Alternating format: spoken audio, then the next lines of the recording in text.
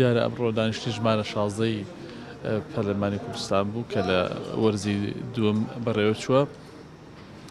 وەفدی باڵای دانوستانکاری حکوومەتی هەرێمی کوردستان کۆبووەتەوە لەگەڵ حکوومەتی عێراق بۆ ئەوەی بزانین بودجەمان بۆ دیە نایە یاخود بە چ شێوازێک دەبێ بدرێنێت، چونکە هەندێک مافمان خوراوە لە ڕابردوودا لە 2014 بودجە لە هەرێمی کوردستان بوونی نەماوە، لە پەرلەمانی کوردستانیش باز نەکراوە.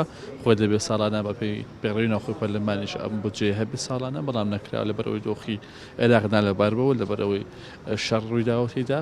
ئەوەی کە باسکراوە ئێرە تا ئێستا بە باش هاتۆ، بەڵام چاوەڕێ ئەوەن کە ئەم حکوومەتی هەرێمی کوردستانە لەگەڵ حکوومەتی عێراق کۆبێتەوە دیسانە دوای ئەوەی کە سەرۆکوەزیرانێکی نوێ دێتە سەر حکوم دەبێتە بەرپرساری یەکەمی دەوڵەتی عێراق و چاوەڕێ ئەو دۆخە. بەڵام تاکو ئێستا ئەوەی کە کراوە دانیشتەکان باشی بەڕێوە چوون و دانیشتەکە ئێمەش بەنهێنی بوو بۆ ئێوە هەندێک گفتوگۆ بکرێت کە ئێمە لی بەرپرسیاری و ئێمە تێبینیمان لەسەر بوو و لەگەڵ لیژنەکە باسمان کرد.